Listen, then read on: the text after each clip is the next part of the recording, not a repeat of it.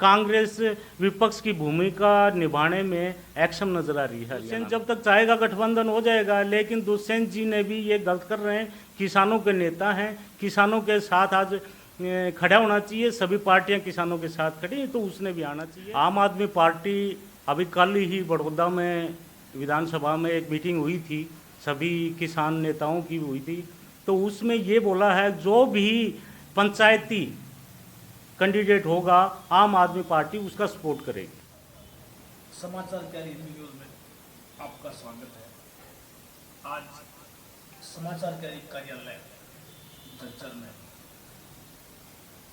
श्री सुरेंद्र नागल जी, अध्यक्ष झज्जर आम आदमी पार्टी। सुरेंद्र जी, आपका स्वागत और सम्मान। धन्यवाद सर, और समाचार कैरी को मैं धन्यवाद करना चाहता हूँ जिन्होंने इस मुद्दे के ऊपर और ये बातचीत, ये इंटरव्यू छाप रहे हैं। मैं बहुत बहुत आभार व्यक्त करता हूँ।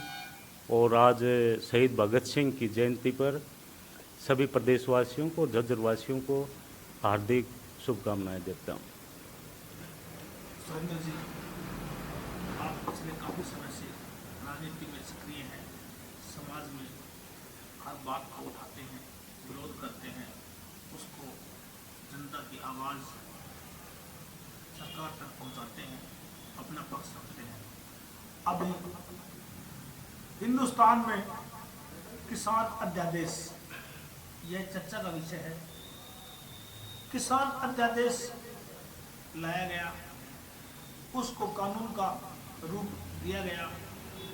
किसान जगह जगह प्रदर्शन करते हैं। राजनीतिक पार्टियों में भी राजनीतिक प्रक्रिया शुरू हो गई है। कोई इस्तीफा देता है, कोई वोट बैंक साधने के लिए अलग अलग तरीके से अध्यादेश का विरोध कर रहे हैं। आज मैं झज्जर जिला अध्यक्ष सुरेंद्र नागल जी से पूछना चाहता हूं कि आपकी पार्टी और आपका इस अध्यादेश के विषय में क्या विचार है? राजेश जी, आम आदमी पार्टी पूरे हरियाणा में किसानों के साथ है। जो ये तीनों काले कानून लागू किए हैं, इसमें किसानों का भलाई कहीं पर भी नज़र नहीं आ रही। नंबर एक है वे एमएसपी के ऊपर बाहर से किसान के घर से अनाज उठाएंगे, मंडियां भी होंगी, लेकिन किसान कोई इतना बेवकूफ़ नहीं है जिसके घर से खेत से अगर फसल एमएसपी पर उठ जाती है तो वो क्यों मंडी में लेके आएगा। आड़ती भी इतने बेवकूफ़ नहीं हैं जो एक 400-500 रुपये का एक पैन कार्ड खरीद के और वहाँ से जो माल उठाएगा, अनाज उठाएगा किसान से, ये 1-1.5 करोड़ की दुकान कैसे बैठा रहेगा। वहाँ पर तो अनाज आएगा ही नहीं, इसलिए वो भी बंद कर देंगे। और जब एक बार ये बंद हो गया ना सिस्टम, ये स्ट्रक्चर दोबारा तैयार करने में बहुत मुश्किल है और बहुत टाइम लग जाएगा। इसलिए आम आदमी पार्टी चाहती है ये सिस्टम ऐसे ही बरकरार रहे और किसानों का भला इसी में है। उठाएंगे तो किसान का भला है इसमें। तो हाँ, किसान को मंडी तक नहीं जाना होगा। लेकिन कुछ दिन तो जब मंडियां बंद हो जाएंगी, मंडियों में आड़तियों ने ताला लग जाएगा, फिर वो अपनी मनमर्जी करेंगे। अगर एमएसपी की बात है तो बहुत से स्टेटों में ऐसे हुआ है जो किसानों के साथ गलत हुआ है। आपके हिसाब से अगर देखा जाए तो किसान के हित में है ये, तो आपकी बात व्यापारियों के विरोध में है। मंडी बंद होगी तो नुकसान व्यापारी को होगा, लेकिन व्यापारी की दुकानें है ना, तो कमीशन नहीं मिलेगा। हाँ, ठीक बात है। तो आपकी बात से ही बात निकलती है कि एमएसपी पर किसान के घर से कंपनियां उठाएंगी, तो किसान के हित में है तो विरोध में क्यों बोल रहे हैं? नहीं, किसान के हित में थोड़े दिन रहेगा, उसके बाद जब मंडियां बंद हो जाएंगी तो वो मनमर्जी चलाएंगे। बिहार में क्या, बिहार में भी तो ओपन बाजार था। आज बिहार के एक किसान की मासिक आमदनी लगभग 3500 रुपये है और पंजाब के, हरियाणा के लगभग 18,000 रुपये मासिक है। अगर ये इतना अच्छा होता तो बिहार में ऐसी क्यों दुर्दशा हो रही है? महाराष्ट्र में कपास, मक्का, उन किसानों की क्यों दुर्दशा हो रही है? एक तरफ आप किसान अध्यादेश का विरोध कर रहे हैं, दूसरी तरफ आप ये कह रहे हैं कि पंजाब और हरियाणा में 18,000 किसान की इनकम है, बिहार में कुछ भी नहीं है। अब कंफ्यूजन की स्थिति पैदा है। आप इस अध्यादेश की पूरी जानकारी लेकर हमारे दर्शकों को बताएं कि आप इसके विरोध में राजनीति करने के लिए हैं या इसके भले के विरोध में। नहीं, हम कोई राजनीति नहीं कर रहे, हम किसानों के साथ कोई राजनीति नहीं कर रहे। पहले कांग्रेस ने भी ये कोशिश की थी आड़तियों को ख़त्म करने की, उन्होंने एटीएम बोला था, ये बिचौलिया बोल रहे हैं। लेकिन ये किसान का और व्यापारी का, चाहे आड़ती मानो, उनका एक भाईचारा है, और जहाँ पर भी भाईचारा है बीजेपी वहीं वार करती है। अभी किसान को जरूरत होती थी 10-20 हज़ार रुपए की, वो भाग के अपने चला जाता था, आड़ती से लेके आ जाता था। अभी अगर आड़ती नहीं रहेंगे तो किसान को बैंक दे देगा क्या उसकी लड़की की शादी में, या उसके मकान बनाने की थोड़ी बहुत जरूरत होगी, कैसे मिलेगा उसको पैसे? सब्सिडी पर भी पैसे दे रही है। हाँ, दे रही है, उसके दे रही है, लेकिन गरीब किसान है, उसकी बहुत ज़्यादा दिक्कतें हैं। अभी भी किसान जो है टाइम से भर नहीं पा रहा है, कुछ किसान, ये दिक्कतें हैं। लेकिन इसमें हम नहीं मानते कि आड़तियों को ख़त्म करके न किसान को ऊपर उठाया जा सकता है। आड़तियों को खत्म करके किसान को ऊपर नहीं उठा सकते। अब किसान और आम आदमी पार्टी इस कानून का क्या करेगी? इसके विरोध करेंगी, कब तक विरोध करेंगी, और क्या रणनीति है, किस तरह से आप किसानों की सहायता कर रहे हैं? हम किसानों के साथ हैं, जहाँ पर भी जितने भी किसान संगठन हैं, वो जहाँ पर भी धरना प्रदर्शन करेंगे, हम उनके साथ हैं, और उन किसानों की आवाज़ हम ऊपर तक पहुँचाते रहेंगे। और दूसरी बात, अभी आपने बोला है कि भाई ये बताया कानून है, किसी के साथ गलत होता है तो आदमी के कोर्ट के पास पहुंचने का सिंपल सा रास्ता था। लेकिन अभी सिर्फ एसडीएम और डीसी ही तक जा सकते हैं, ये भी एक गलत है। किसी गलत होता है कोर्ट जाने का, उसको हक है, लेकिन ये भी गलत कर रहे हैं। अब इसका क्या समाधान है? इसका समाधान यही है, वही मंडी व्यवस्था होनी चाहिए, क्योंकि बिहार में अभी तक कोई मंडी नहीं है। तो अब नहीं होगी, कानून बन चुका है, अध्यादेश पारित हो चुका है, राष्ट्रपति जी ने साइन कर दिए हैं। अब आगे की रणनीति क्या है? आपकी पार्टी की क्या प्लानिंग है? किसानों का साथ कैसे दोगे? इसकी लड़ाई कैसे जारी रखेंगे या अपने घर बैठ जाएंगे? नहीं, हम घर नहीं बैठेंगे, न किसान बैठेगा। किसान ने अगर इनको अर्श पर पहुंचाया है तो वो फर्श पर भी पहुंचाने का भी काम करेंगे किसान। ऐसी बात नहीं है, किसानों के साथ है पार्टी, और जहां पर भी किसानों को आंदोलन होगा हम उनके साथ कंधे से कंधा मिला के साथ रहेंगे। हरियाणा का किसान के साथ आम आदमी पार्टी का, जहां जहां किसान जाएगा आम आदमी पार्टी हर कदम पर किसान के साथ खड़ी है। सुरेंद्र जी नागल जी का ये विचार है। अब चुनाव, बड़ौदा चुनाव, उपचुनाव लगभग नजदीक है। उस उपचुनाव में आम आदमी पार्टी की क्या भूमिका रहेगी? स्वयं चुनाव लड़ेंगे या किसकी सपोर्ट करेंगे? आम आदमी पार्टी, अभी कल ही बड़ौदा में विधानसभा में एक मीटिंग हुई थी, सभी किसान नेताओं की हुई थी, तो उसमें ये बोला है जो भी पंचायती कैंडिडेट होगा आम आदमी पार्टी उसका सपोर्ट करेगी। अगर कोई पंचायती उम्मीदवार बड़ौदा उपचुनाव में चुनाव लड़ेगा तो आम आदमी पार्टी उसका खुलकर समर्थन करेगी।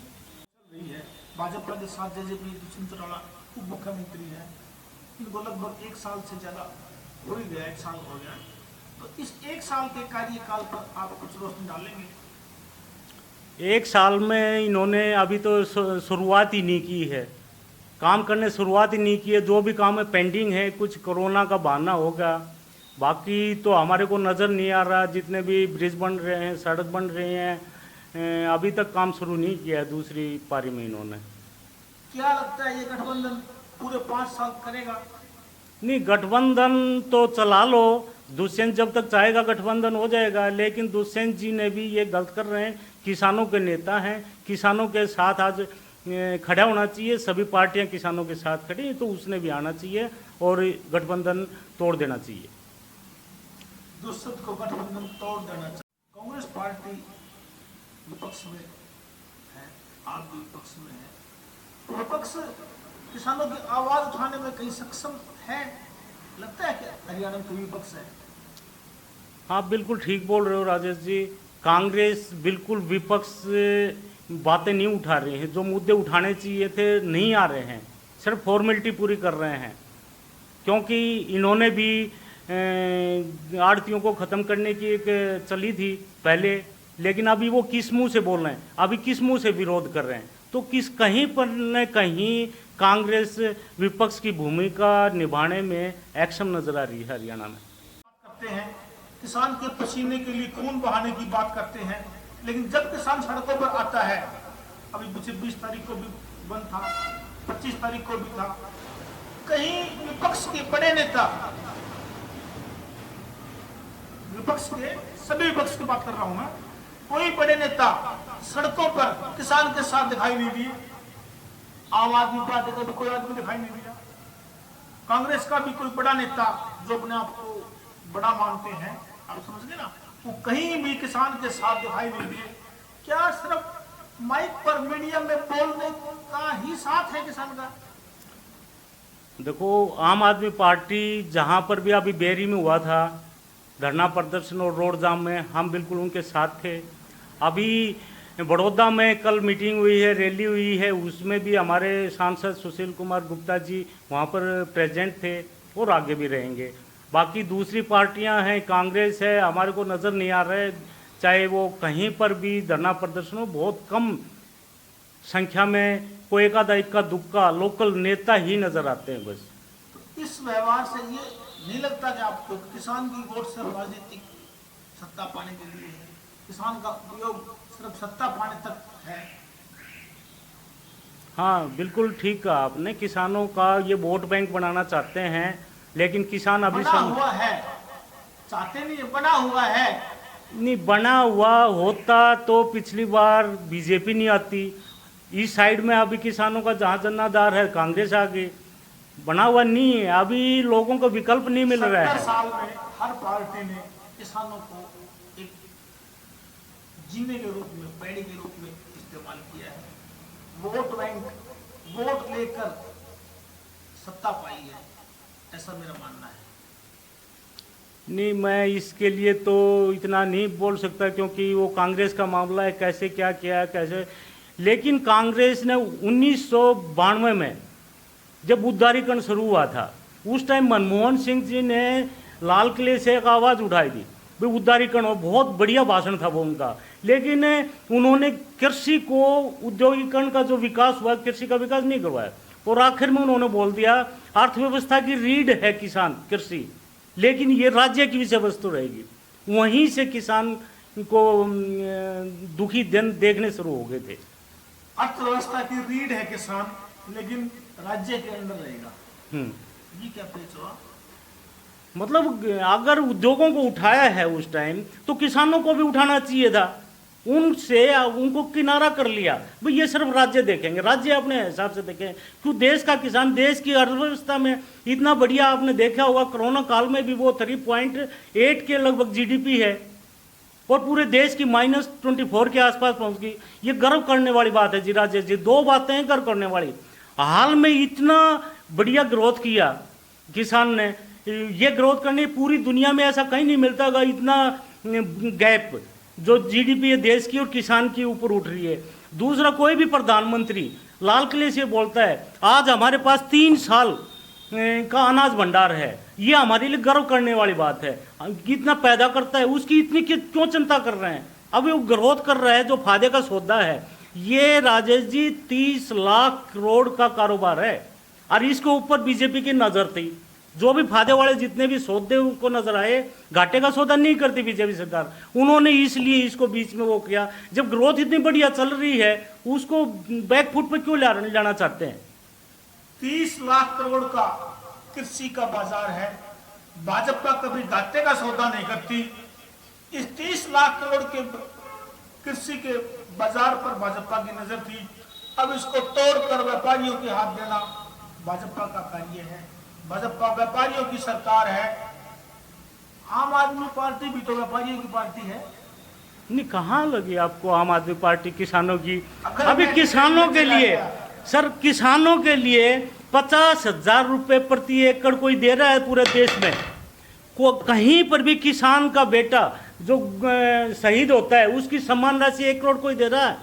डॉक्टरों की 1 करोड़ रुपए जो कोरोना के टाइम पर हुए हैं, शहीद हुए हैं, उनको 1 करोड़ दे रहा है, कोई भी नहीं दे रहा। तो सिर्फ आप ये कैसे बोल सकते हो सिर्फ बड़ियों की पार्टी है, व्यापारियों की पार्टी है? बढ़िया नहीं बोला, व्यापारी बोला है। व्यापारियों की पार्टी है।